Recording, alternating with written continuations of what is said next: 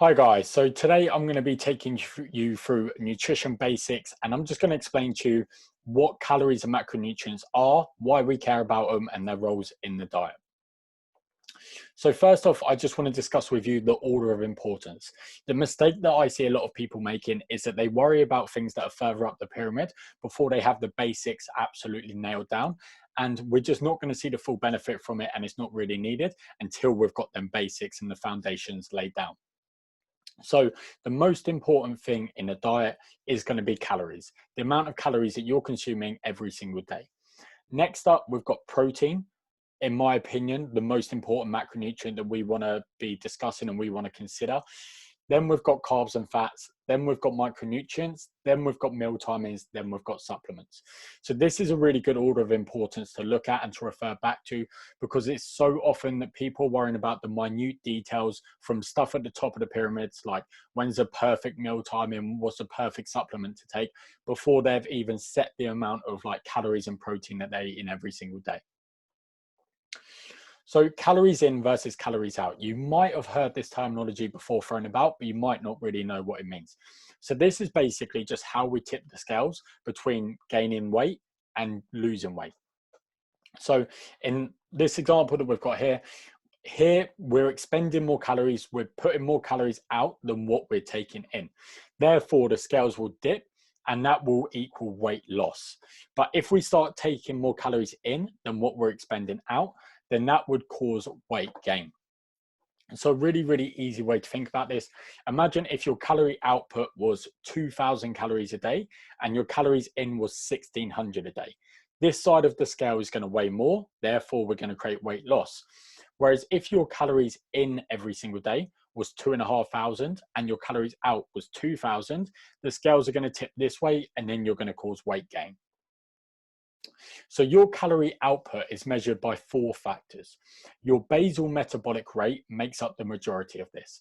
And this is basically the amount of calories that you burn at rest every single day. And this is completely dependent person to person, gender to gender, age to age, and whatnot. So there are things that you need to take into consideration for your basal metabolic rate. NEAT just means non-exercise activity thermogenesis. So this is the amount of calories that we burn every single day from non-direct forms of activity. Things such as moving about and hand gestures, and things such as like walking around the shops and stuff, that all adds up to create your NEAT. TEF means the thermic effect of food. So that's the amount of calories that we burn every single day just from digesting food. And then EAT means exercise activity thermogenesis, and that's the amount of calories that you burn every single day from direct forms of activity, things such as like planning to go for a run or maybe weight training in a gym.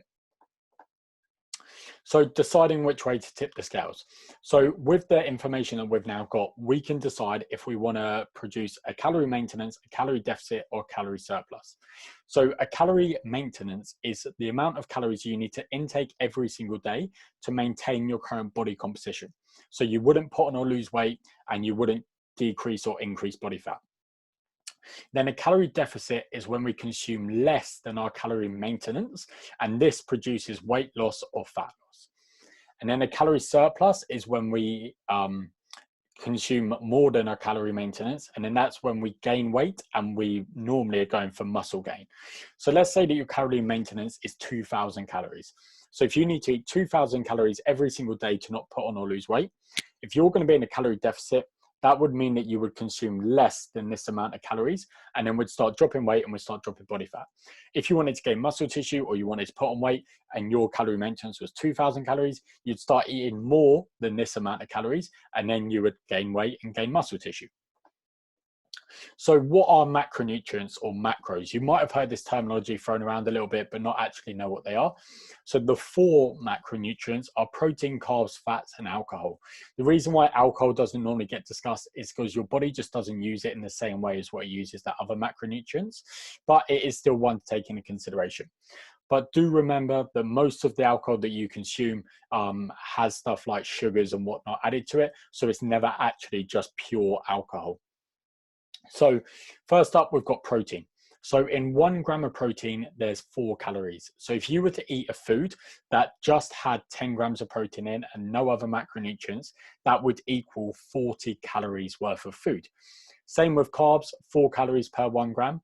Fat has 9 calories per 1 gram. So if you were to eat a food that's just 10 grams of fat, that would equal 90 calories. Now, that's not to say that fats are worse than carbs and protein. It just means that they're more calorie dense. So protein. So its role in the diet is to build and repair muscle tissue. Well, tissues in general, organ tissues as well.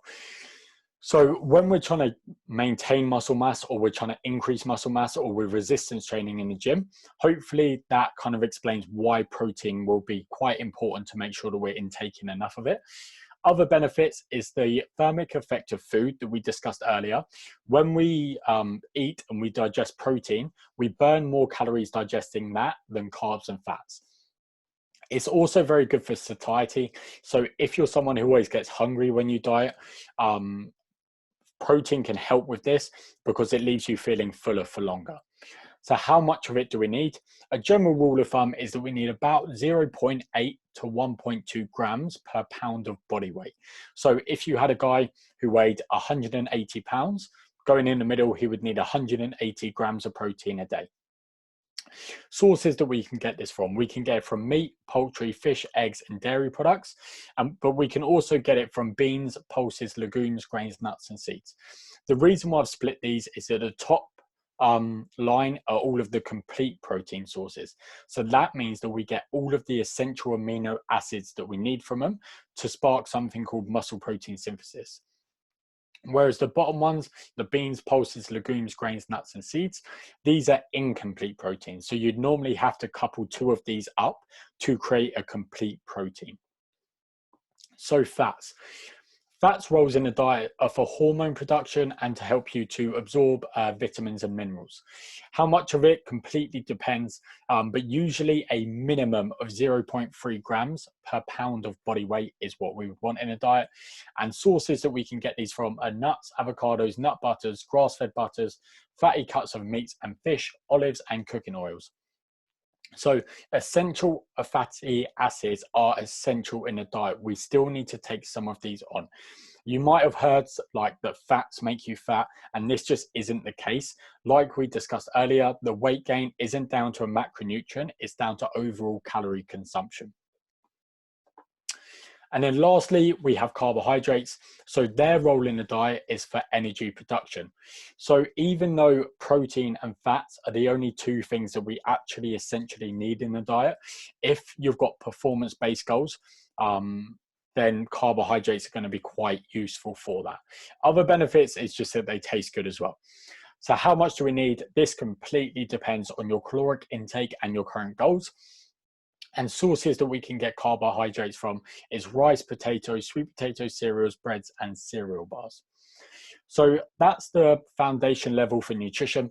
Hopefully that's explained to you a little bit more about calories, calorie maintenance, calorie surplus, and calorie deficits.